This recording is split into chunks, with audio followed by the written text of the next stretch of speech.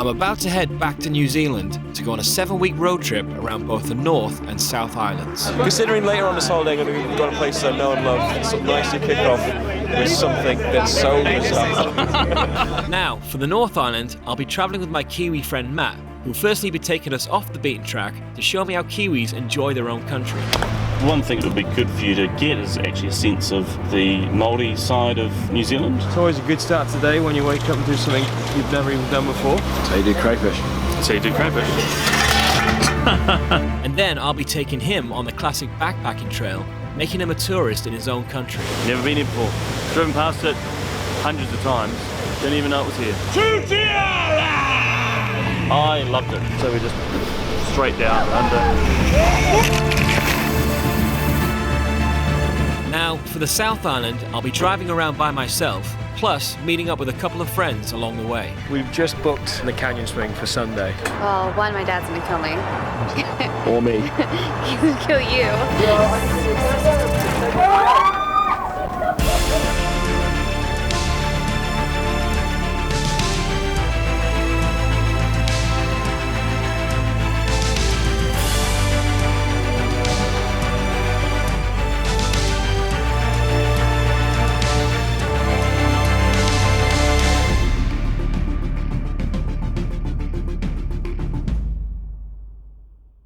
So, this is actually going to be my 3rd time visiting New Zealand, because I first went there back in 2006 and I immediately fell in love with the place, and that was like my first proper backpacking trip. I had a few months there doing like a mini working holiday, and I travelled around in the Kiwi bus and just had the best time. Like, I was properly bitten by the travel bug from that trip, and the only problem is back then I was doing the whole I'm a backpacker, I'm not going to cut my hair kind of thing, and so yeah, all my photos look pretty shit. Then the second time I went to New Zealand was in 2013 as part of our HK2NY round the world trip, and this was right in the middle of our 9 months, and we were just loving life at this point, and we had such a great group of friends, had a brilliant time there, and that experience kind of cemented New Zealand as probably my favourite country in the world. So much fun, so much fun. And so now, 3.5 years later, I'm going back for a 3rd time, and an obvious question might be, well, why are you going back to a country you've been to twice before when there's still so many other countries you've yet to visit? And first of all, if you loved a country and had a great time there, there's nothing wrong with going back and doing the exact same thing again, because you're like, that was great, let's just go do it again, it was good fun. But that's not what this trip is, because there's so much to do in New Zealand that when you're planning it, it's like a menu of like, right, this time I'm going to do that, and that. So I'm going to be going to new places and revisiting old places, but in terms of the things I'm actually going to do, I would say like 90% of it I haven't done before. Plus this time, I'm going to be driving around in a car rather than being on the Kiwi experience, which means I can go to anywhere I want to go. There's not many places in the world like this where you get to have it all to yourself. So, I'm going to be traveling around both the North and South Islands, and for the South Island, as I mentioned in the intro, I'm going to be driving around by myself, plus meeting up with a couple of friends along the way. But for the first half on the North Island, I'm going to be traveling around with my Kiwi friend Matt. Now, Matt and I have been friends for a few years because he used to live in London, and we've actually done a few trips together before, and this is when I first started making travel videos and I was still figuring out what the hell I was doing, and pretty much every trip we did together, something would go wrong. Karl doing stupid things, take 1.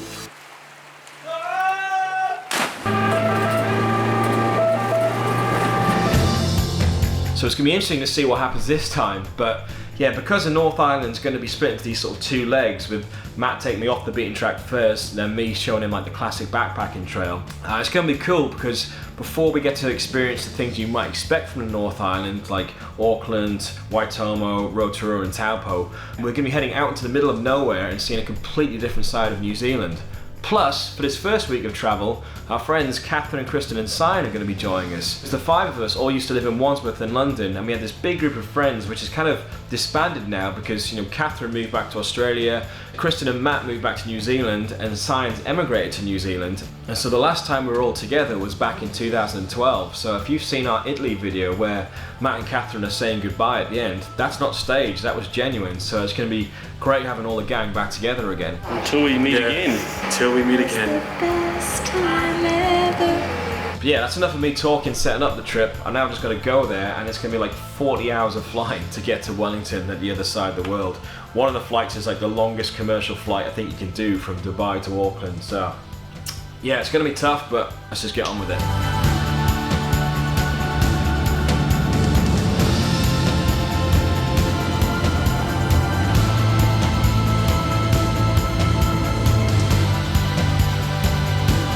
middle of Middle Earth, Waiheke Airport.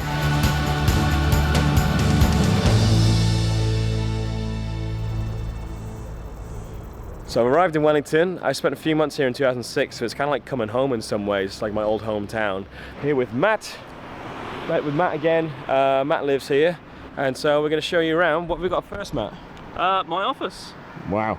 I work at Red Cross. Oh, good for you. Yeah. So I pay your wages. I donate monthly to Red Cross. Oh, you pay British Red Cross. Yeah. It has nothing to do with me. Nothing Oh. to do with me. No. But in November, we had a pretty huge earthquake in the South Island, which was 7.8. And the day after the earthquake, we got evacuated out of our building because the neighbouring building, which was here, is now gone, it was 15 stories, was collapsing.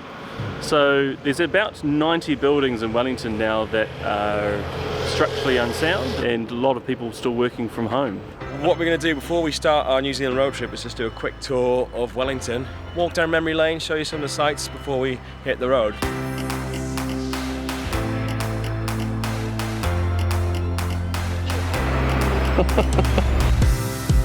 So Wellington is the capital of New Zealand, and this is their House of Parliament, the Beehive. Facts.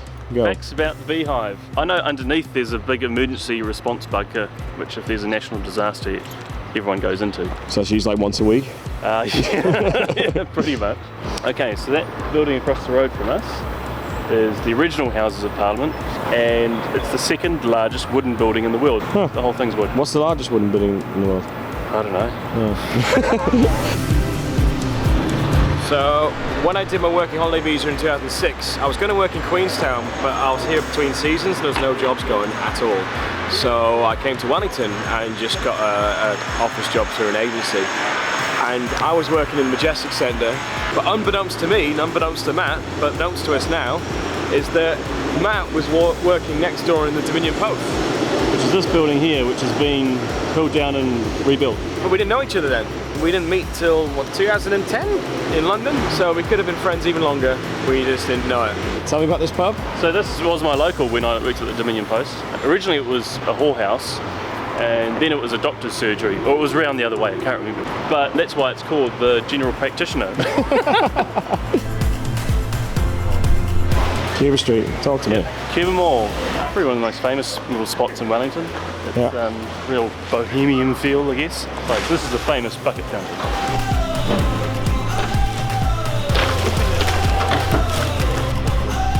Do come to Wellington, you'll be pleased to know the weather's always like this. It's never rains. It's just a typical day, just like gorgeous sunshine, completely still, no wind. No wind at all. It doesn't get windy here. No. It's just this is just what it's like. So hopefully the weather's gonna be this good throughout our trip. Yeah. We've actually had orcas come into this little bay here. Yeah. They chase the stingrays to try and eat them. They've actually swum right in here and swum out again. So another really, really important thing about Wellington is coffee. So we've got more cafes per capita than New York. The irony is I don't drink coffee. Do it, Karl. 7 dudes right. Yeah, there we go.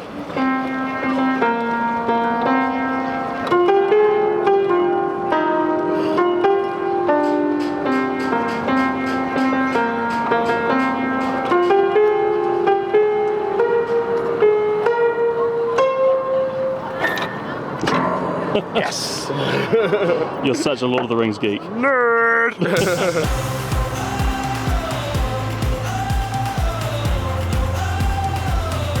Alright, so I'm here at Courtney Place.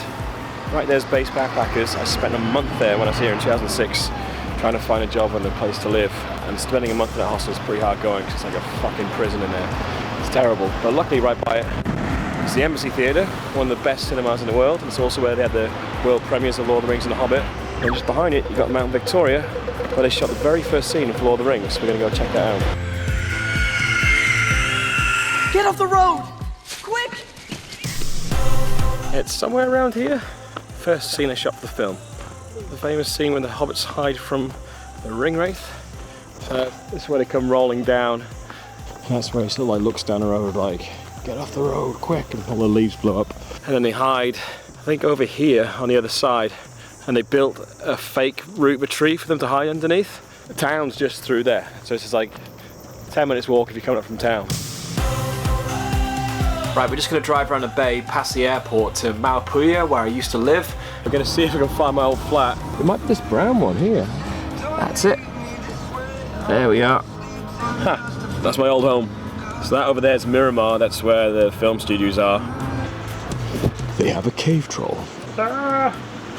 Oh, he's a mean looking mother. We've actually got snot coming out the nose as well. We just did the Weta Workshop tour, which I've never done before here, and I don't know why. I would say whether you're fans of the movies or not, come and do the tour, because it's not just for nerds. Can't film on the tour, but we can film in this area. Everyone's just fascinated by the craftsmanship that goes into building these movies and all the sets and props and creatures. I'm in geek heaven here. Well, it's been great fun being back here in Wellington and hanging out again, and then last night I went to the basement bar for old time's sake and I met up with Marco and Scott. Now, these two guys had separately got in touch saying that they'd followed my YouTube channel and they were in town. Did I fancy going for a beer? It's always great meeting new people when you're traveling, and that's obviously made easier when people get in touch with you. But now we're all packed up, ready to go, and it's time to officially start the New Zealand road trip. So, alright, we're at 0. Hit the road. So let's see how many Ks we do.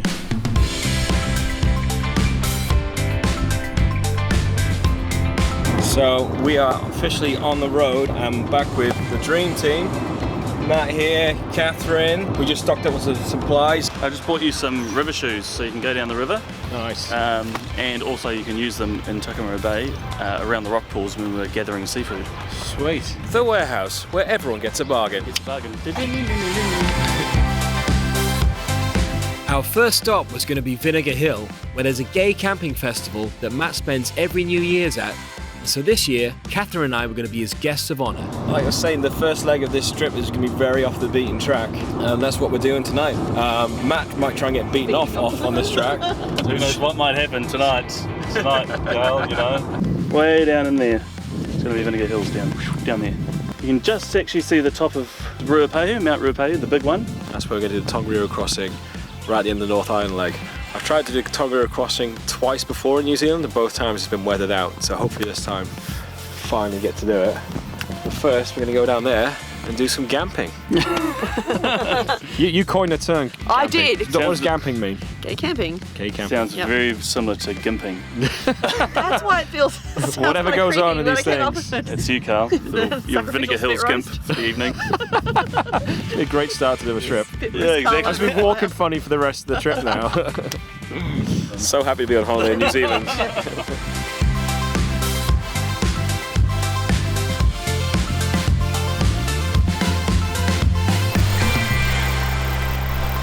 So we're at Vinegar Hill. We're at our little campsite.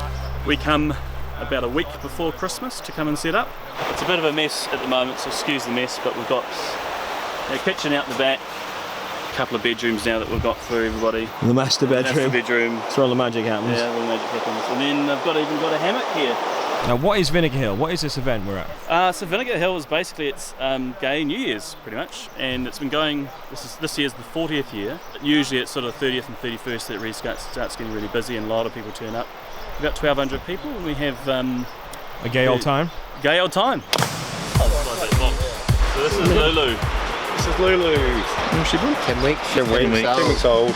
The running gag used to be, back when we lived in London, that Matt was always trying to convert me to being gay so you could get a British passport and move to Britain. Yes. Unsuccessful in many of his attempts, but the irony is now I could kind of do with a Kiwi passport. Given what's happened in Britain this year, I wouldn't mind moving here. I need to find a Kiwi wife, and I don't think I'm in the right place right now to find it. We just spent the last hour tubing down this river. It's been beautiful. Very, very relaxing first day in New Zealand. What's up, guys? How's tubing? Yeah, good. Bloody amazing. Catherine's still alive. Really? I need to dry off now because as soon as you get out, it's freezing. So warm up around the campfire. We have a fantastic evening at Vinegar Hill.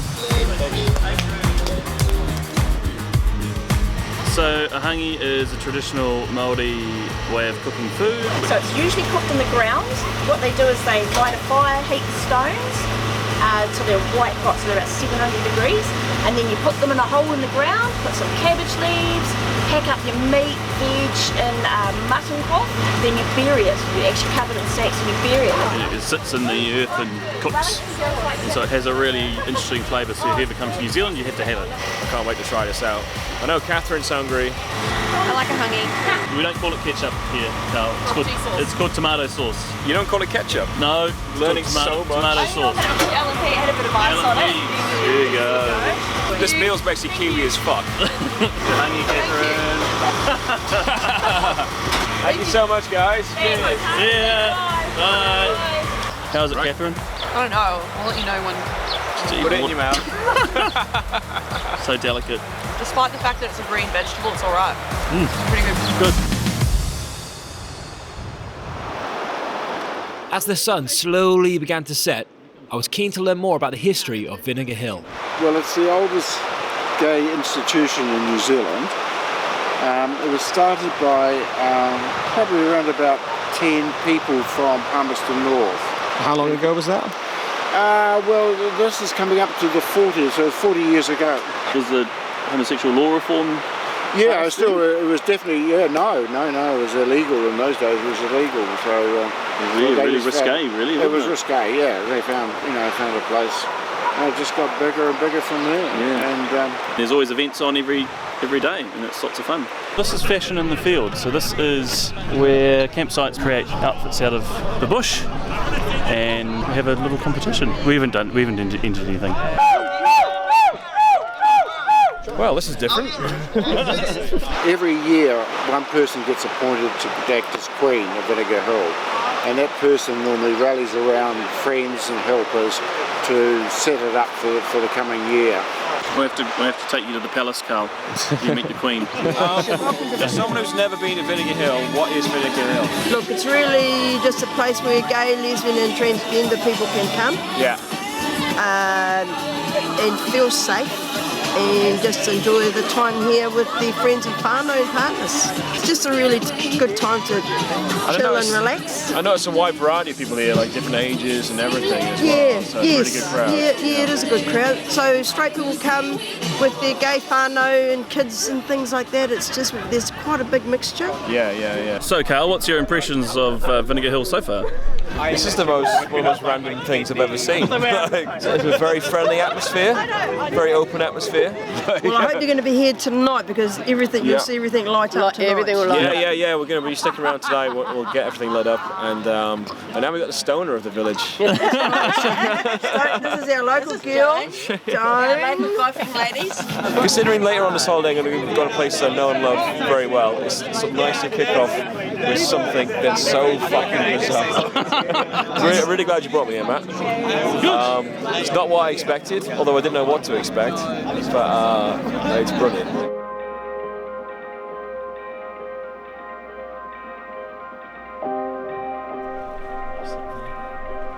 These are glowworms. So do that. Well, you can't see them if you can. Oh, you think you still see them actually? Oh, there they are. So they're trying to photograph them. Yeah, he's got.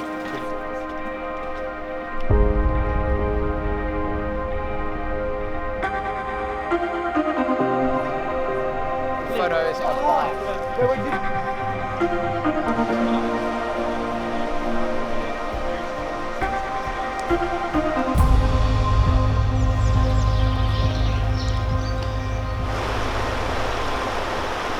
Good morning, swim, wake up. I don't know if this is a good idea or not. Okay, I'm awake.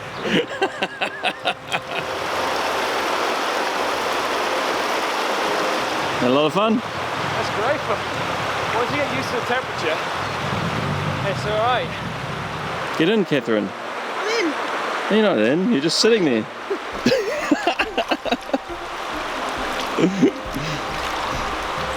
Bathing. Getting back on the road, we began the long drive up to Tokomaru Bay, which is in the very northeast of the North Island, and it's where Matt's ancestors are from. Right, driving through New Zealand. Nice simple country roads. It's very English around here, mate. Very kind of English countryside, just winding through to Tokomaru Bay. Matt's special place. It's not the only special place you find this trip, Karl. Yeah. Well, hopefully we'll all find some special places with some special people. Speaking of special people, Kristen and Simon were now joining us. We made a brief stop off in the town of Napier. You're on holiday! Holiday! But Napier, 1931, massive earthquake, pretty much destroyed the whole region really. And so everything has been rebuilt in Art Deco. So it's the Art Deco capital of the world. Normally, actually, because I come here to do the Hawke's Bay half marathon / marathon, sponsored by Air New Zealand. Normally what they do is they actually decorate this whatever colour the marathon is, so it's quite nice. You've got a lot going on, and you can go to do the wine tours, which is pretty much what I did the last time I was here. Yeah, and just had a lot of fun. Like, cafes are nice, everything's really chill here, so yeah, it's pretty good. I never knew Simon could be so cultured and articulate. There wasn't one racist bit in anything she said there. Yes! Well done. We haven't left the town yet. No, that's Karl. Just getting supplies for the next 3 days. Garlic bread, shitload of beer. Anyone would think we'd go for 3 weeks, not 3 days. This first leg of the trip, what do you want me to get out of it? What do you want me to see? What do you want to show me? Well, I want to show you, I guess, parts of New Zealand that you wouldn't normally see if you're a tourist. So one thing it would be good for you to get is actually a sense of the Māori side of New Zealand. You know, the culture has been here for 1200 years, and my tribe is Ngāti Porou, which is the East Cape of the North Island. We're going to go and spend some time in our land there. It's a very awesome place. For me, it's very spiritual. It has a very strong connection with the land. It's home. No, it's cool. We're going completely off the beaten track. We no phone reception, no nothing, which should be a nice break. Hopefully you'll get the feeling of it when you get there. I don't know, it's just such a peaceful place. So I'm really looking forward to it, and I think Catherine's looking forward to it as well. Yep, it's going to be beautiful. Can't wait to get there. Nice. Get some crayfish. We've already been driving. We've only been driving for half an hour, and Catherine's still awake. Yeah. Which, if you remember the other videos, she's usually asleep quite a bit. I don't need to go to the bathroom. You need to go to the bathroom already. You did ask me 15 minutes ago, but that just made me start thinking about the bathroom. I asked you 15 minutes ago, you said, no, I'll be good for an hour. Yeah, and then I started going, but will I? Ooh. Oh, God. Oh, God.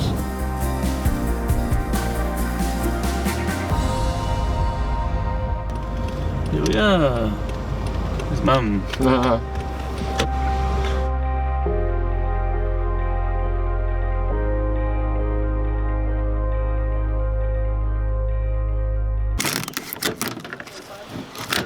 This is the best part, Karl.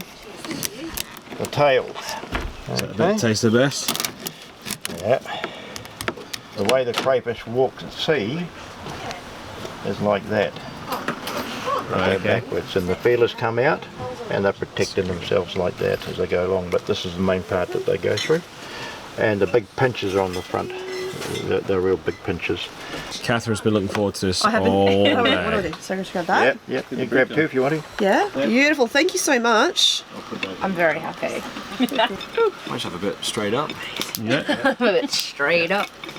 Oh, that's so good. Freshly caught this morning. Yeah, it's almost like it's fresh out the sea. Because it is. We'll send the bill all together. Yeah, that's fine. Cheers, guys, anyway. Cha-ching. Cheers, guys. It's been a long day. Well done us for getting here. Thanks, Mum and Dad. Yes, We're on thank holiday you. now. Morning. Yeah, got up at the crack of dawn this morning to go and do some crayfishing.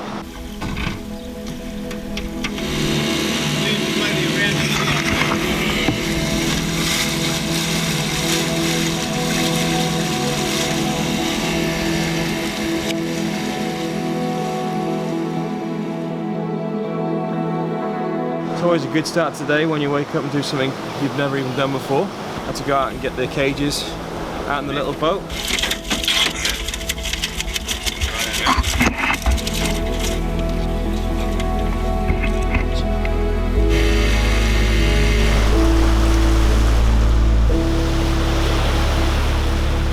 Caught these little bad boys.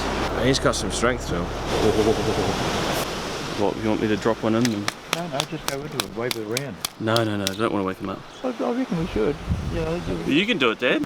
We're just going to go wake them up.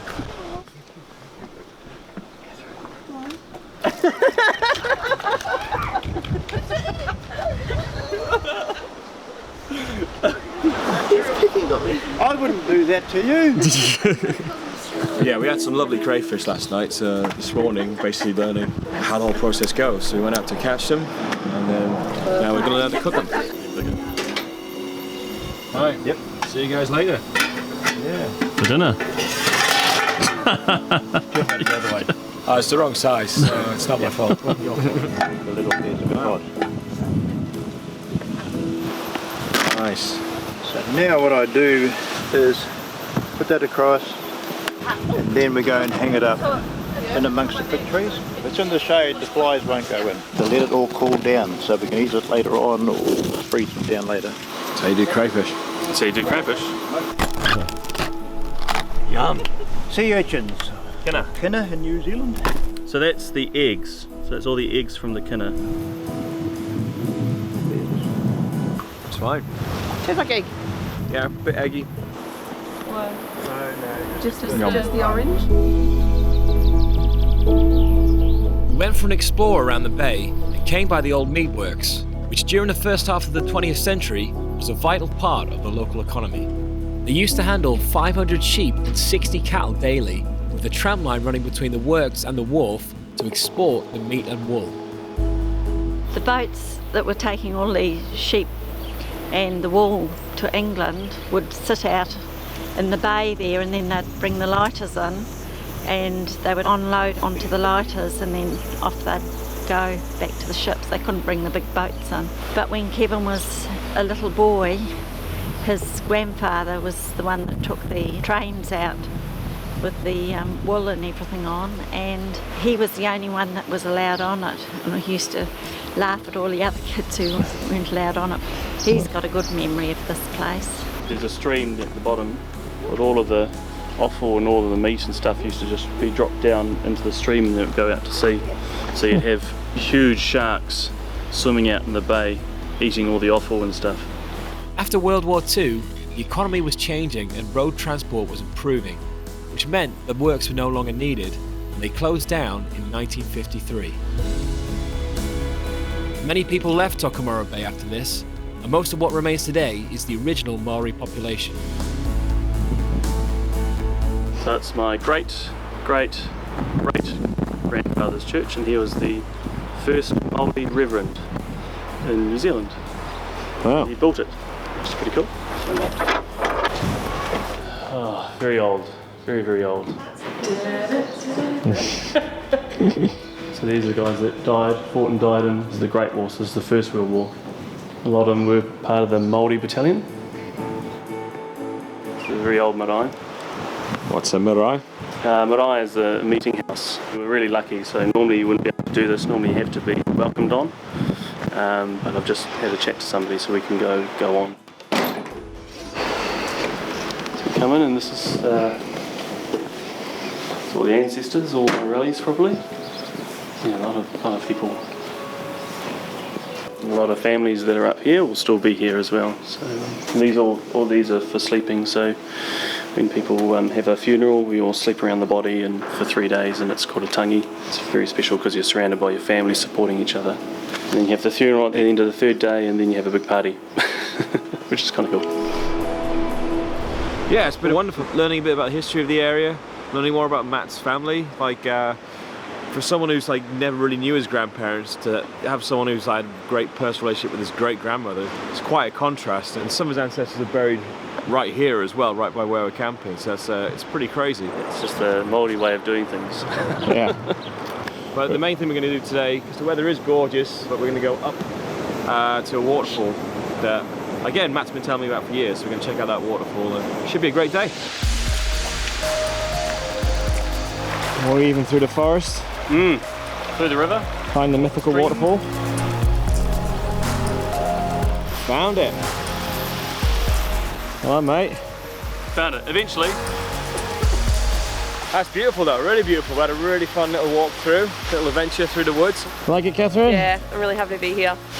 No one comes up here. No one. We've got this completely to ourselves. But yeah, this is the secret waterfall. He used to come to his family and stuff like that.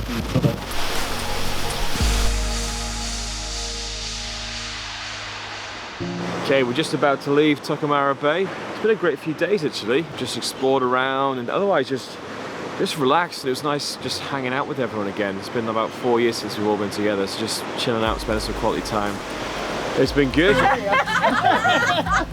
How was that, Kristen? I'm so good at dancing.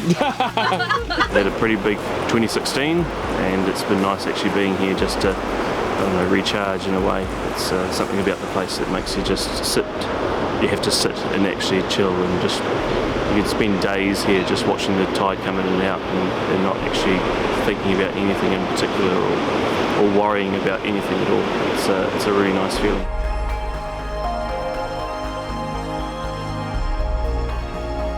Bye-bye, girls. See you later. Bye. It's been fun. Don't jump off things. Don't jump off things. Okay. The girls have already head off. They've got to head back to Wellington and Catherine's got to head back to Australia. So that's the end of the journey with them. And then next stop is Whakatane, which is Matt's hometown. Loads to look forward to. It's just me and Matt on the road now. So yeah, it's going to be good fun.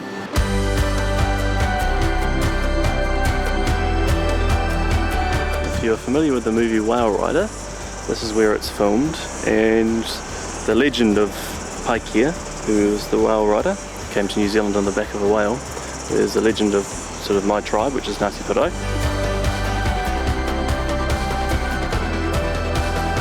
Whilst I was in Tokomaru Bay, I'd managed to pull the muscles around my tailbone, which meant it hurt for me to walk and even stand still. Sprawled out, in pain. Obviously it's going to be a very active trip, so I want to be able to do stuff instead of just limping around. And so we made a quick stop in Gisborne for me to see an osteopath. Why is it every time you're with me? I know. I Something haven't had any happens. problems on any of my trips since the last time I travelled with you. I'm actually just having a thought, Karl. Actually, what you should be a spokesperson for is like travel insurance. Sometimes things go wrong. You can't predict them. Fortunately, the osteopath managed to sort me out, so we decided to test out my new physical state by heading straight to Rere Rockslide. The problem is we didn't bring boogie boards, we've only got massive airbeds, so there's far too much surface friction, so we're just going down like a nice leisurely pace. Down. So slow. And you've got kids going right past us, so we haven't really done it right. I loved it. I thought it was so much fun. What did the farmer say about the speed of the water? Oh, yeah, he was saying that it's not quite as running as fast as it normally does. That might be the reason why our fat asses couldn't make it down as fast as the kids were going. If you've got a couple of boogie boards and a few beers, it's a nice sunny day, you can spend all day here messing around. But we haven't got that long because, you know, I had to get my back sorted out and stuff. But Karl, I think you were being a little cautious though, weren't you? Because of your back? Yeah, and my shoulder. Yeah, true. It's been good fun though. I have to come back and do it properly sometime.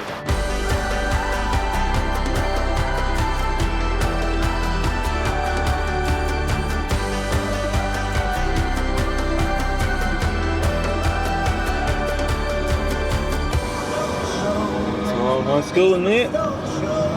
So many memories. We're here in Whakatane, which is Matt's hometown, and it's a gorgeous day, and Matt was telling me this is the sunshine capital of New Zealand. Over here we've got Waiheke. She is a woman who gave the town the name. So when the canoes arrived, it was sacred that only the men were allowed to touch the oars of the canoe, and all the men got out and went hunting and went foraging and looking for stuff, and while the men were gone, the tide came in and started washing the canoes out to sea. And she was the chief's daughter, and she stood up and said, "Kia whakatane aho," which means I will stand and act like a man. And so all the women rowed the canoes back into shore. So we have a statue dedicated to her. The main thing we're going to do today is head out to White Island Volcano.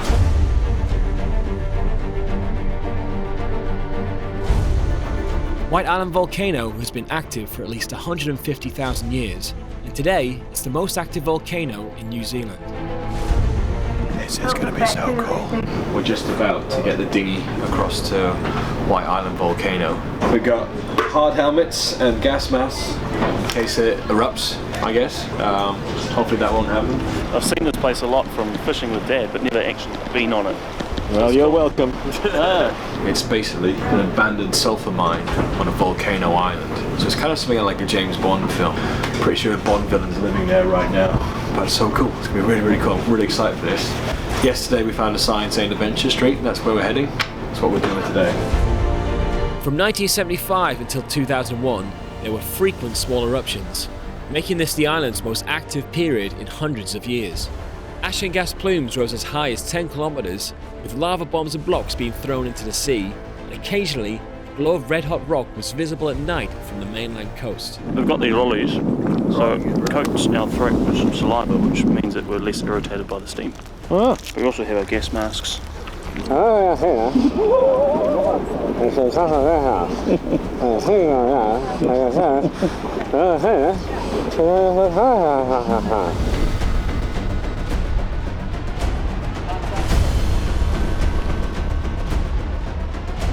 Wow, very cool.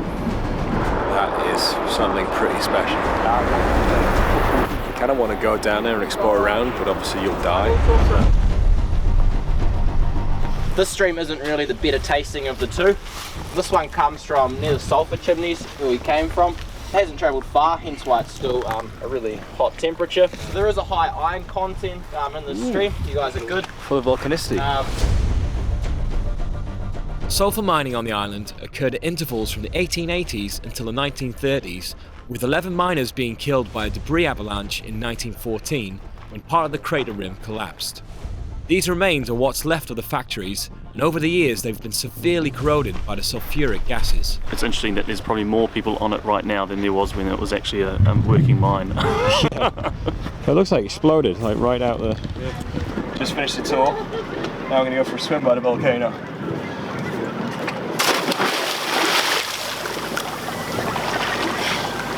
Oh, it's fresh. Well, we had a brilliant day out on the island. No, it was really great. It was quite awesome going out to sea again, because it's been a while since I've gone out to sea with. But to top it off on the way back, we got dolphins swimming by the boat. So got to go right up to the front of the boat, and I was like Titanicking it and had the dolphins swimming underneath me at the bow of the boat. And it was just beautiful. The dolphins right down here. Love dolphins. Never get tired of seeing dolphins around the boat. Yeah, it was a great day out, but that was just like the icing on the cake, just made it, so it was awesome. The following morning, we head to the beach to have a chill day before continuing our road trip. Matt is seagull bait. Seagulls aren't going to get me.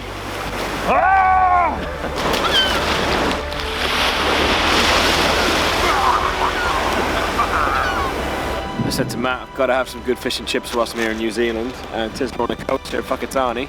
Seemed like the perfect place to do it, and it's freshly caught yesterday. Oh, that is good. That is very, very good.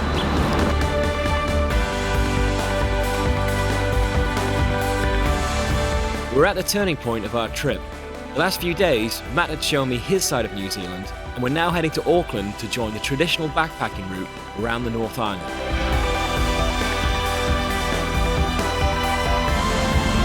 Bye-bye. We kind of had the passing of the baton of Whakatane because we're in Matt's hometown, but I made him do something touristy by going out to White Island Volcano. So now we're going from the comfort of Matt's parents' homes to a hostel, which Matt's really looking forward to. Oh, yeah, I love it. On our way to Auckland, we made a quick stop off at our first classic tourist spot. We're in Paeroa, and we're going to see the big LMP bottle. It's the photo that every tourist gets. So LMP is lemon and Paeroa. It was actually a local guy that first bottled spring water from Paeroa, and he put it with lemon, and it became so popular that in the end Coca-Cola bought it. LMP, the taste of New Zealand. Pies, they have great pies everywhere in New Zealand. And that's actually real meat, not like the rest of the world where they just give you fake meat.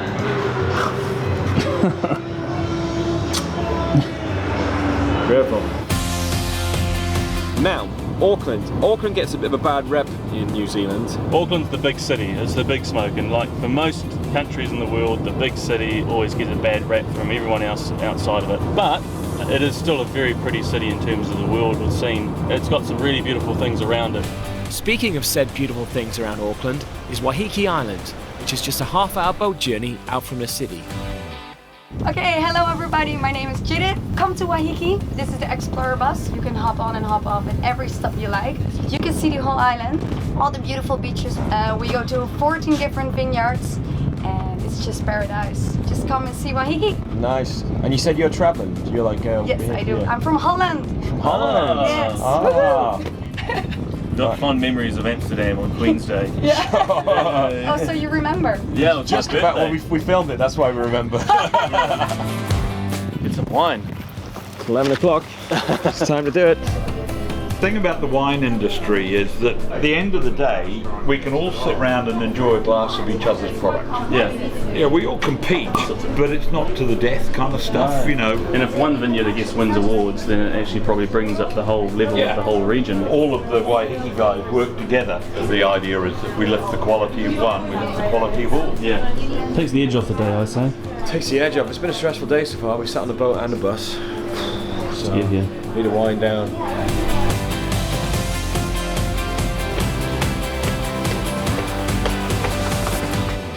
Look at this. It's the wine library. Winery tours are really fun to do, but they're kind of hard to convey on video because it's hard to get across taste in video. If it's food, you can show a nice sort of juicy shot of chicken being cut up or whatever and people can go, oh, that looks delicious. But wine just looks like wine. We could be drinking goon for all you know. And if I was an expert, I could go into all the different tastes, but I'm like... It tastes good. Yeah, it tastes like wine. Tastes like really good wine. She was explaining to us that if you drink 1 or 2 bottles of this, you'll get drunk. That's awesome. Just look at that picture. It looks like a kind of giant, solidified, squashed up shit. It's art. It's a beautiful piece of shit. Kind of looks like something out of like a ship out of Star Wars that's been crumpled up. Oh yeah. Just reveals my. That's what it does. It reveals my inner geek. Can you get that? Is that Han Solo? Is that Han Solo back there? Is he President Kryptonite? Solo. He's go back to Gagabaga.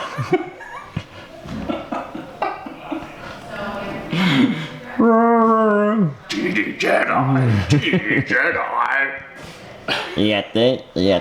Yatta. But Master Luke, you're standing next to them. Let's get some more wine. It's working. So we're now being served. This is pineapple lumps. You can't come to New Zealand without having pineapple lumps. Hey, like you have to have a pineapple lump when you come here. Yeah.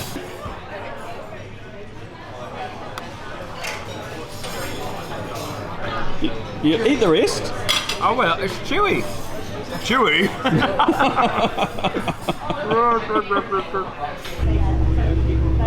So we finished up the wineries. It's been a brilliant day out, and I had no idea that today would have ended up with so much Return of the Jedi references, but it's the way things go. We made our way back to town, where Matt was still adjusting to staying in a hostel. Back in a hostel in Auckland, it feels bizarre because I feel like I shouldn't be in Auckland in a hostel. I should be in Europe somewhere. I shouldn't be in a hostel in my own country. It was a bit weird when the hostel when we were checking in asked me for my passport. And of course I don't bring my passport around when I'm travelling through my own country. But yeah, it's kind of cool, actually. Okay, so we are going to meet my friends Craig and AJ. I met them in Colombia. This was on a Backpacks Caribbean trip, and I always said, oh, I'll be out in New Zealand in a year or two. We'll meet up. So we're going to go do that right now, which is awesome. Here with Craig and AJ, and in Colombia. It was an amazing time in Colombia, mate. I loved it. What are you doing with your hand there? That's it, it reminds me of the trip. Hey Karl, it's amazing to catch up with you in New Zealand, mate. Nice. Anyway, getting back on the road, we headed south to Waitomo to go blackwater rafting, which is something I missed out on last time I was in New Zealand. We are at Waitomo, the famous glowworm caves, and we're about to do blackwater rafting. Well, I think it's going to wake us up. We're a bit tired. Matt got a bit carried away last night. I'm fucking wasted. But yeah, it's going to be really, really cool. We saw a few glowworms at Vinegar Hill, but these caves will be filled with thousands of them as we glide through on tubes. We're not allowed to film in there, you're not allowed to take any GoPros, which in some ways is a shame, but other ways it's nice because I can just relax and enjoy it and not have to worry about getting the shots. Start to jump backwards off waterfalls into like the dark abyss, which was great fun. Once you get in the water and start floating down, like everyone just switched their lights off and you just lie back and you just got all these glowworms all around you, and it basically feels like you're floating through space. It was actually really chilled out, it was really beautiful. It is pretty phenomenal when you're sort of going through these system of caves and things that are 500,000 years old, and that's a young cave. But yeah, it's just nice to finally do it. I remember last time, you know, being right at this place, and they came in and they said, "All right, sorry, it's flooded, we can't do it." And I was like, right, I've got to come back and do it. So to finally have done that 3.5 years later feels great. After trying blackwater rafting, we made our way to Rotorua to do some whitewater rafting. But first, we stopped at a little hidden gem along the way. Countryside here is beautiful. We're not too far from the Hobbiton set, but I'm not doing a Hobbiton set in this tour because I've done it twice before and we've only got so much time. So this is basically like walking through the Shire. And we're going to check out these blue springs that my friend Justine recommended. How far away are we, Karl? We're probably a good 10 metres. You can see the bottom. That is some of the clearest, bluest water I've ever seen. It's a good job they have the sign saying don't swim, because that's exactly what I want to do. Yeah. Pretty proud to be a Kiwi when you come to places like this. It's gorgeous. It's like this little spot of paradise amongst the countryside here. Little swimming hole for the hobbits, you know. Excited for whitewater rafting? I am. Kind of excited, terrified. I'm the sort of person that likes being on the water but not necessarily in the water. But you know, this trip's all about doing stuff that you wouldn't normally do. So like I say, where we're going to is 40 minutes, an hour from my hometown, and again, I have never done this. Yeah, I'm kind of excited. Every time you go rafting, it's a little bit different because each river's different, the rapids are different. The main reason to do this one is it has the highest commercial waterfall you can go down the world. That is a 7-meter waterfall.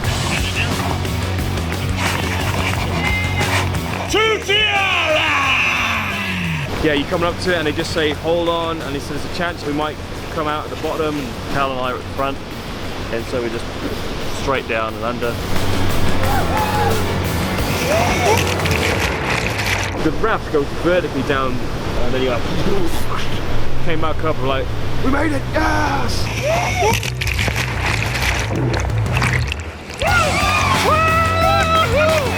Luckily we popped back up again. One of the other boats, somebody flipped out the back. It was amazing. It was a really, really cool day. It felt like the river was man-made. It felt like a theme park, the way it weaved around in between these cliffs and these rapids. It was like the landscape just looked perfect. I was always expecting some kind of fake dinosaur to jump out at us or something. Yeah, I just think an hour away is my hometown and I've never done it. So this is like a message out to all New Zealanders. Fuck going to the Gold Coast for your holidays. Just stay here, do all the things that tourists do, and stop saying, oh yeah, I'll get round to it one day. Just go do it. Like, it's a really good lesson, and it's probably a good life lesson as well. So peaceful here. So peaceful. Shut up, birds. Shut up. The old man on the bench shouting at the birds. Shut up. Mine? Mine? So that was Rotorua. Rotorua has a bit of a reputation amongst Kiwis as what was the word you're using, Matt? Shithole. Shithole. But I don't know, I think it's like one too. It does smell like a shithole. I think it's a bit harsh. I mean, it is a very touristy place, but there's so much to do here. You know, you spend at least a week just trying to do all the activities, see the different sites. We only had one night, but no, I had a good time. There's a nice night market on last night. So Matt, what do you fancy eating at this market? I could really, really go for a German sausage. It doesn't have to be at this market or later tonight, but a large German sausage. Large German sausage. I love German sausages. We were continuing south down to Taupo, which was going to be our final stop on our North Island trip. It's only like 80 k's, and I'm going to stop off on a couple of nice little spots along the way. How many miles is that, Kim? 50. 50 miles, is it? Yeah. Oh, okay, well done. 5 miles, 8 kilometres. Yeah. We're at Kerosene Creek, just going for a little morning dip in a hot spring. Guess we got no rush today before we climb Mount Doom tomorrow. So, Kerosene Creek. Never been here before. neither have I. Driven past it hundreds of times. Didn't even know it was here. How is it? It's really warm. It's like a spa bath. What a beautiful spot to relax in. Great chill start today. I kind of wish we brought some beers, but I can't say that about most places though.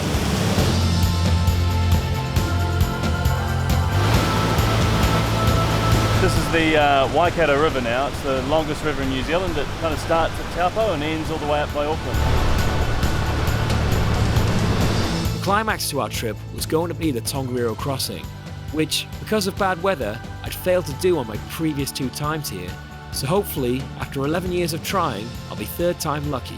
Weather permitting and my back permitting, tomorrow we get to finally go trekking through it, and it's supposed to be one of the top things to do in New Zealand. A great end to our road trip around the North Island before I head to the south. Well, these look pretty sweet. Yeah. We're just trying to get some supplies for Tongariro crossing tomorrow, and the Tongariro region is of course where Mordor was set. And as you know, one does not simply just walk into Mordor, so we have to get supplies and make sure we're set and ready for it. It's my old friend, Kiwi Experience. We actually spent the evening having beers with the guys on the Kiwi Experience bus because one of the guys on there called Matt, he got in touch via Instagram because he'd seen my videos, and when we arrived at the hostel, I found everyone was playing the game of life. Now this is the game I learned in Vietnam on the HK2NY trip. So there's 3 rules. You can't say the word T-E-N. 10, T-E-N. Or you have to do 10 press-ups. You can't say the word Fuck! I gotta do 20 now, I gotta do 20. The next word is mine. M-I-N-E. Again, if you say mine, it's 10 press-ups. I fluffed mine good. Who's good? I'm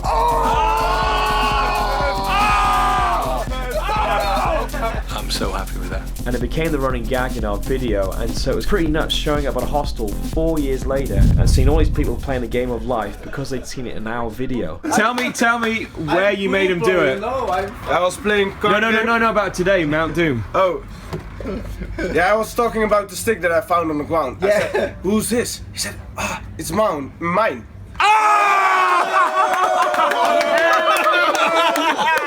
See? Count them out. Huh? Count them out. 1, 2, 6, 7, 8, 9, 10. Yes! Why am I not thinking? Oh, that was brilliant. That was brilliant. I'm so proud. This game spreads like a disease. Yeah. Taking it to Chile. Nice. Wait for it. Okay. To Brazil as well.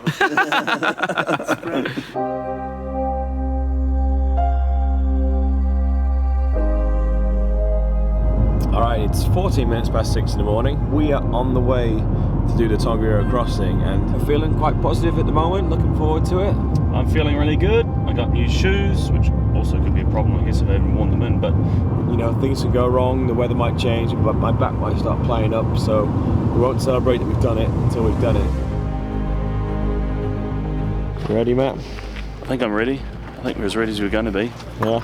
19.4 Ks, so it's going to be a bit of a test. There's going to be plenty of other people with us, so. Yeah. Been waiting 11 years to do this walk, 11 years, so let's just go do it.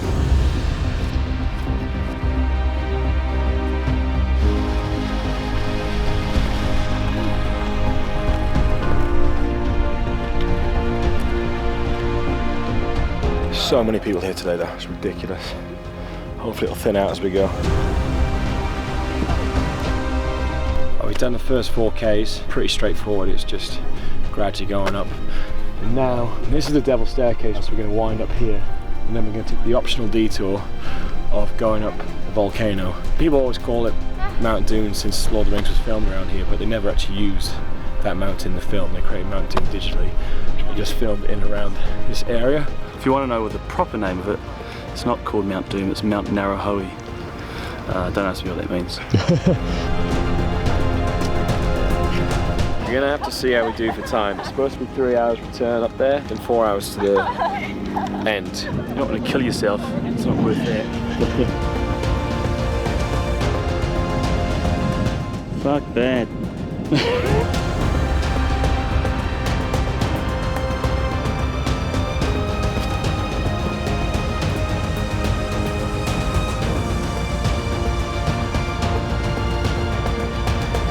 Going up Mount Narahui, it was exhausting, but it was dangerous as well because other people in front of you, and it's not a path, it's all these rocks are falling down. It's so hard. Every step you take, you just slip down a bit, and it's so steep. It's the hardest thing I've ever done. So every step, stay up while we can get.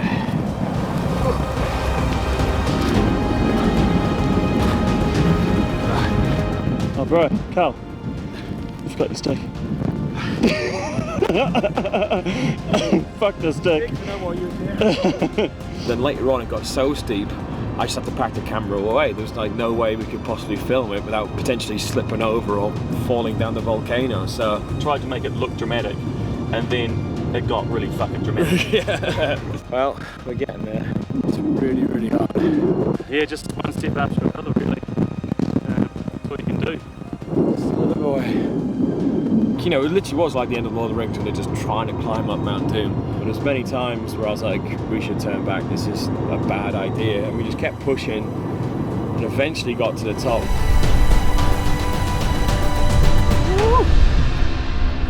That was really, really hard. I have no idea how we're going to get back down.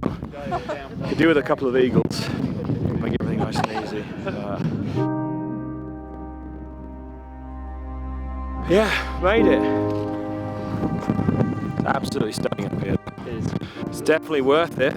It's really, really worth it if you're into volcanoes and rocks and hurting yourself. Yeah. Here we go, we got some burger rings. But it's not just disappear.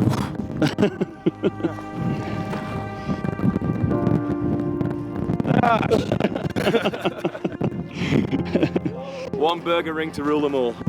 But we still got to get down and then do the rest of the trek. But I can get picked up by 4:30, So we just got back down from the bottom of Mount Doom. You know, people are just sliding down, boulders are falling down. It's so dangerous. And, you know, Matt's hurt his foot. So he's going to go back to the car park now and I'm going to walk to the end and then he's going to drive round. I like how you said Matt went back to the car. It took me 2.5 hours just to get back to the car. Yeah.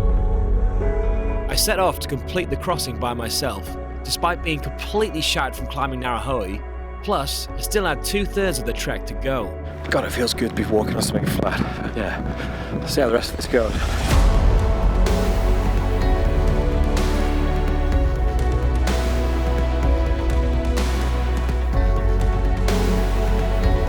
Going down to the lakes is beautiful and stuff, and then you get past them and it's opening up and you can see the car park and you're like, oh, we're nearly there. You're not, it's like a halfway point. The last bit does drag so long, it's like you think you're near the end and it goes on and on and on and on and on and you get into the woods and you're sort of going along by the stream and it's just beautiful, but you don't give a shit because you're so tired. So no, it was incredible. I'm so glad I did it, but maybe we skip Mount Doom next time and just enjoy the walk. But yeah.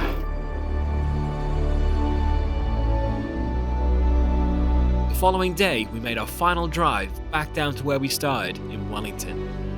The next morning, Matt will be going back to work, whilst I'll be catching a ferry to the South Island. I'm really looking forward to the next leg of the journey, but the North Island has been fantastic. So yeah, it's been a real good catalyst for me to actually get off my ass and actually go and see this incredible country that I live in. When Karl comes over here and appreciates it so much and shows me things, it just makes me more aware, I guess, of the amazing country I live in. But it's been awesome having one of my best friends along as well. I didn't know who else was here. That would be Kristen Kane. No, one of my very good friends, Karl. It was great to have you, great to share actually with you some of the stuff that's really close to my heart.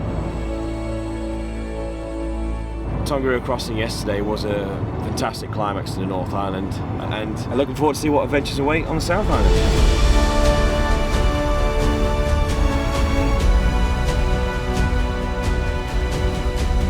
I knew it was going to be good, didn't think it'd be this good. How are you feeling now you're in Queenstown? Good.